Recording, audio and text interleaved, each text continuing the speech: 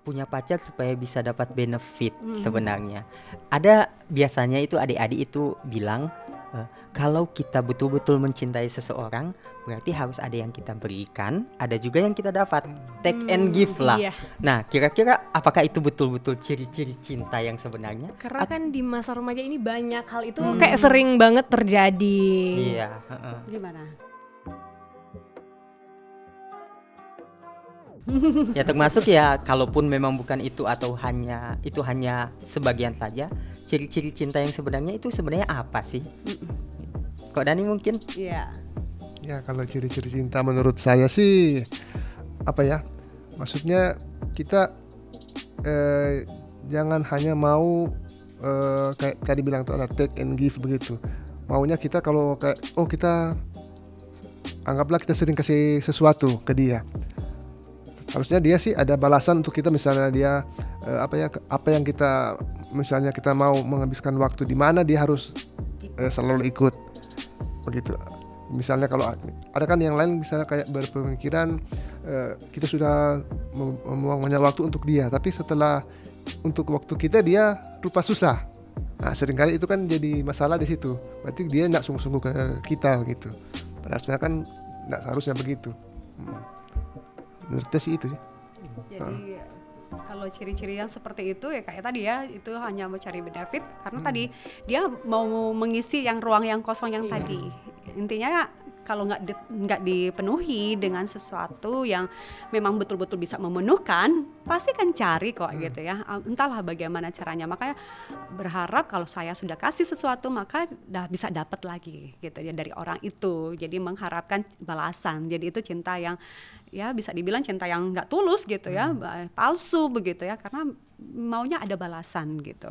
Dan kalau kita tuh seringnya kayak ada yang kurang di sini terus kita cari pasti nggak ada ujungnya. Betul. Betul kan, nggak bakalan dapet yang pas karena kayak contoh pernah bilang kalau nggak salah ingat ya, kayak di satu ruang di hati kita itu pasti ada satu ruang yang kosong. Dan itu yang kita tuh pengen banget ruang yang kosong ini itu buat kita penuhi. Tapi sampai manapun kita mencarinya, ruang itu memang nggak akan penuh gitu. Nah, Selain pencipta sendiri iya. karena pencipta yang bisa memenuhi hanya ruang Tuhan itu. yang dapat memenuhi ruang tersebut. Karena pun ya memang sekalipun memang ada orang yang dapat mengisi hati kita, tetap dia tidak sempurna juga. Betul. Kan Iya, gitu. pasti masih ada kekurangan. Iya, nanti ya kalaupun akhirnya dapat sesuatu yang tidak sesuai, akhirnya ya bisa jadi putus nyambung Betul, dan tidak ada akhirnya. Benar. Contoh nih, apakah cinta itu dapat dipaksakan atau bagaimana?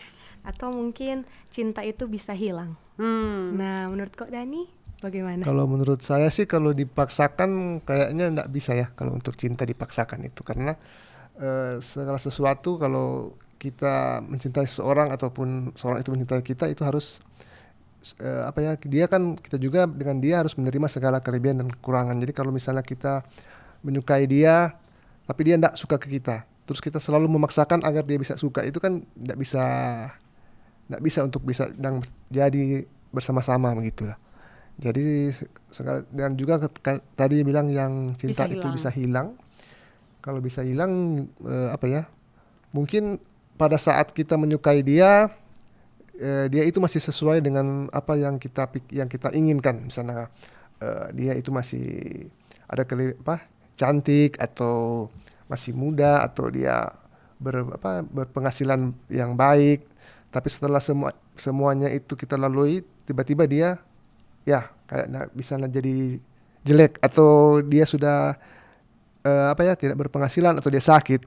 Nah, itu kan kalau kita hanya berpatokan di fisik atau kayak hal-hal begitu, otomatis cinta kita juga itu bisa hilang. Iya. Jadi seperti itu sih, kalau misalnya dibilang cinta bisa hilang, ya bisa aja hilang kayak memang ya, karena kan perasaan manusia bisa berubah-berubah, ya kan.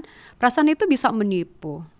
Perasaan itu bisa berubah-berubah ya. Jadi memang hati-hati untuk mempercayai perasaan kita gitu ya. Jadi jangan menaruh kepercayaan itu kepada perasaan kita gitu, karena perasaan kita itu bisa berubah-berubah. Nah, apakah kemudian kalau cinta bisa hilang berarti istilahnya ya itu suatu masalah mungkin di dunia remaja misalnya, ya saya sudah nggak lagi suka sama orang itu gitu ya, jadi udahlah putuskan gitu ya.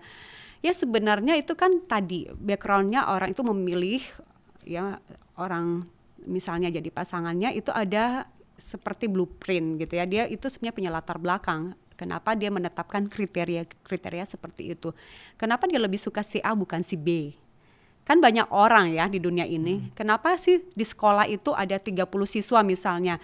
Kenapa lebih suka si A bukan si B, C dan seterusnya gitu ya? Kenapa dia? Pasti karena orang itu ada rasa nyaman dan aman gitu ya. Rasa nyaman artinya orang itu bisa misalnya memenuhi pengharapannya, memenuhi misalnya apa yang menjadi kebutuhannya.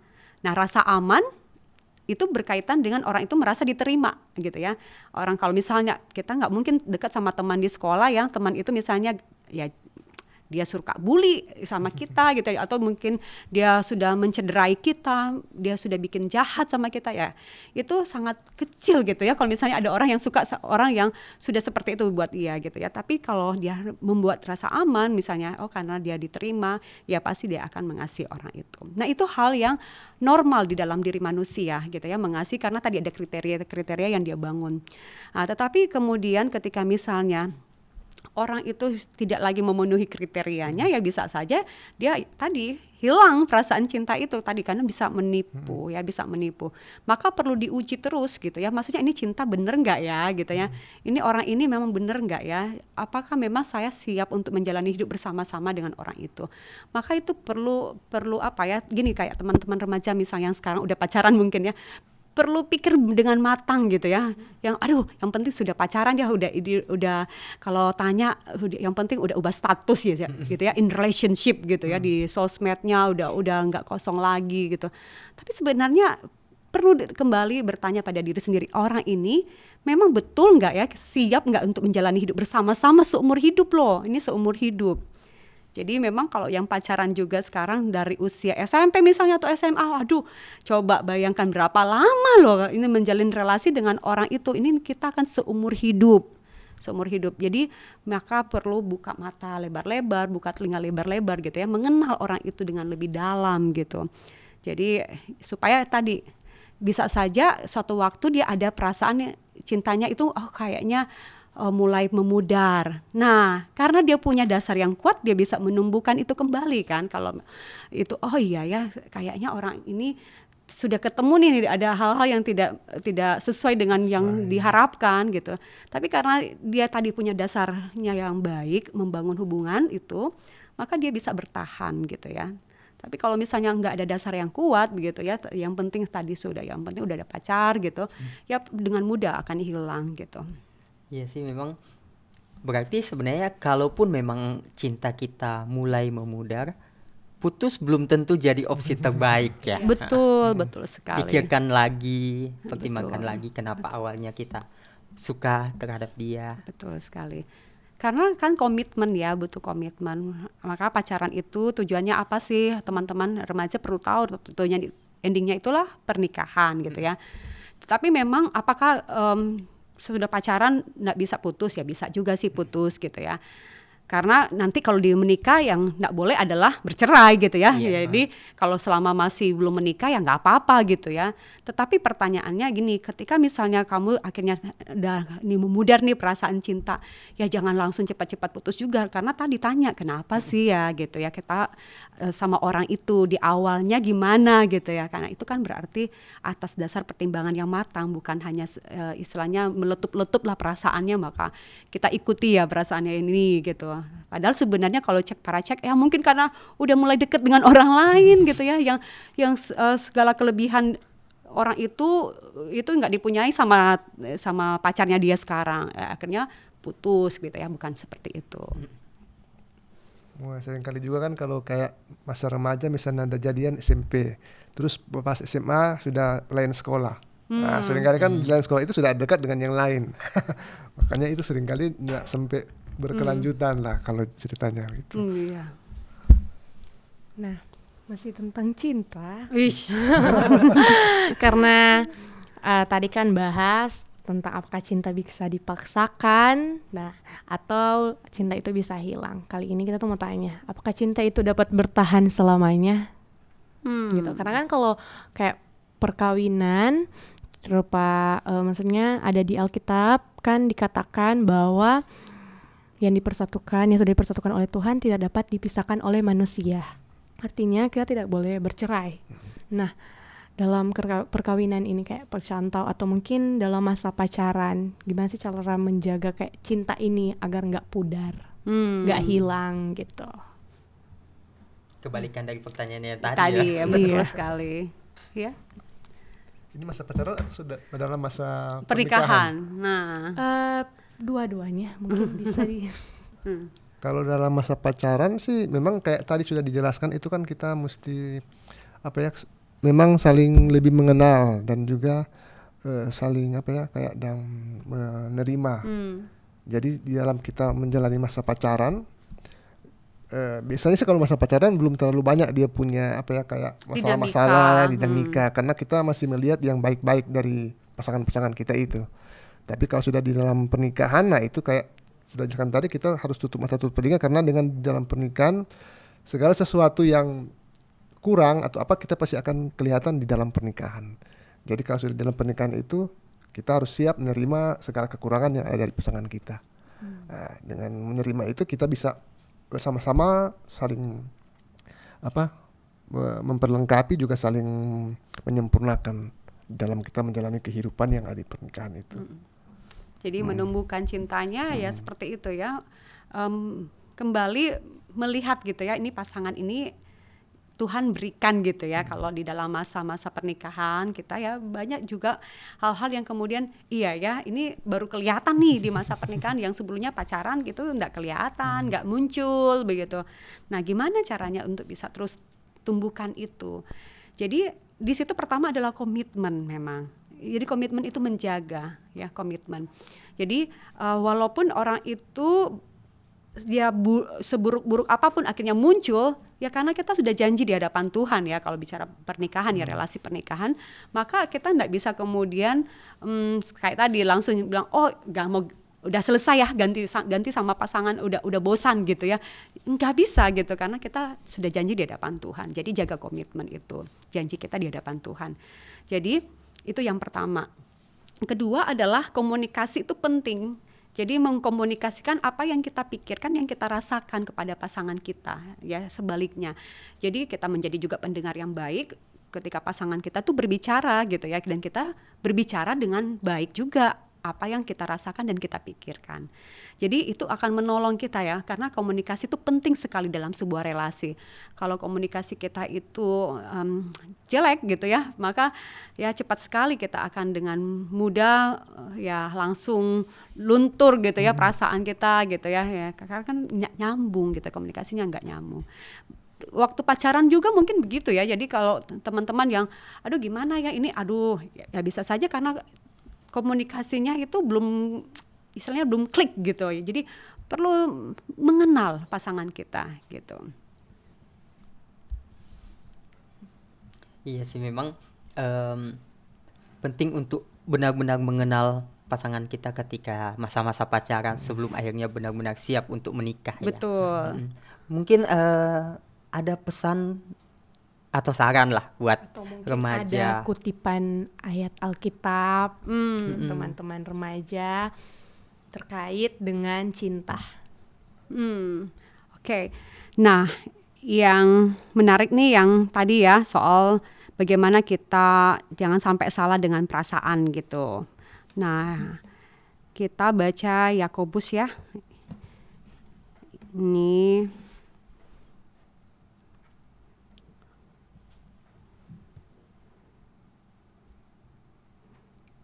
Yakobus 1 ayat 5 ya.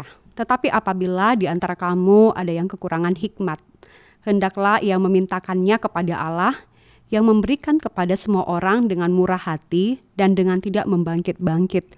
Maka hal itu akan diberikan kepadanya. Yang menarik nih dibilang kalau kekurangan hikmat. Nah, kita butuh hikmat dalam mencari teman hidup, pasangan hidup. Tuhan tuh baik sekali, dibilang justru di situ Dia itu akan memberikan kepada semua orang dengan murah hati dan dengan tidak membangkit-bangkit. Jadi minta hikmat kepada Tuhan gitu ya, minta hikmat dan pasti akan diberikan karena dia akan memberikan itu dengan murah hati gitu ya kepada setiap orang. Jadi ketika teman-teman remaja di dalam masa-masa ini sedang tadi ya sudah mulai menyukai seseorang, ya itu wajar dan itu baik sekali ya menyukai teman lawan jenis gitu. Tetapi apakah sekarang waktunya untuk pacaran misalnya?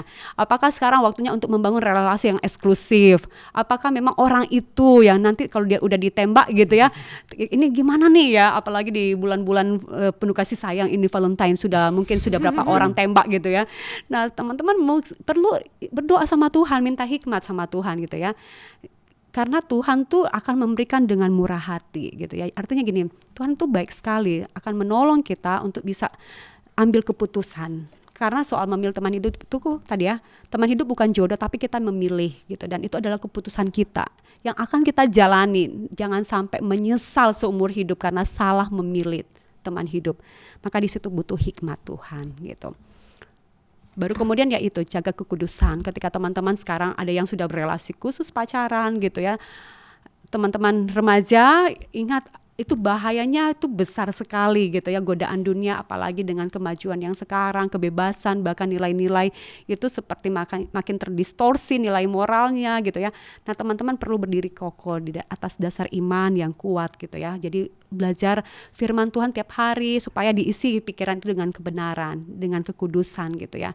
Nilai-nilai Kristus itu terus yang dibawa, yang dipikirkan, karena sangat mudah kalau sudah apalagi jalan berdua sendiri-sendiri, aduh sudah nggak ada batasan-batasan itu, apalagi udah misalnya nafsu muncul, lust itu ada ya, jadinya semuanya bisa kebablasan gitu ya. Jadi hidup dalam kekudusan. Kalau Ya. dari sisinya cowok mungkin ada pesan-pesan? Ya memang kalau dari sisi cowok, kalau menurut saya sih dalam berpacaran itu memang harus dari cowok yang lebih lebih kuat menahan keinginan dan nafsu begitu. Soalnya dari cowok ini yang biasanya kalau dalam pacaran, apalagi kalau kayak tadi bilang tinggal berdua, nah seringkali kan ya anggaplah memang awal-awalnya ingin kayak film-film lah, romantis, pegangan tangan, lalu sudah berlanjut ke ciuman. Nah itu kan bisa dari ciuman itu kalau kita berdua tidak kuat di dalam Tuhan juga bisa terjerumus lebih dalam gitu, ke dalam hal-hal yang lebih jauh dalam pergaulan. Karena laki-laki akan jadi imam ya di tengah-tengah keluarga. Jadi kalau laki-laki tidak hidup dalam kekudusan, pikirannya tidak kudus, tidak tahan diri, sejak dari muda, dari remaja dilatih itu, maka akan terus kebablasan begitu ya. Seperti itu. Maka hidup dalam firman Tuhan. Iya, memang ya sama seperti tadi, mungkin menyimpulkan dari contoh Amel juga kok Dani, ya memang kita butuh Tuhan memang, dan otomatis kita butuh juga untuk meminta kepada Tuhan.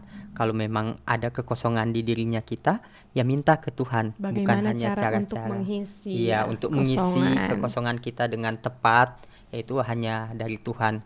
Terus juga buat yang sudah pacaran, ya jaga kekudusan. Memang ada istilah work to wait kan. Memang akhirnya ya menunggu itu seni yang baik juga memang. True love is wait ya. Iya, to love is wait. Iya. Iya. Oke guys, jadi podcast kita hari ini udah selesai. Gak afdol kalau di akhir podcast gak ada pantun seperti biasanya. Cakep. Pantun kali ini adalah siang hari makan kuaci. Cakep. Makan kuaci sama Ibu Asi. Cukup sekian podcast kita hari ini. Kami ucapkan terima kasih. Bye. Thank Thank you you. teman-teman. God bless.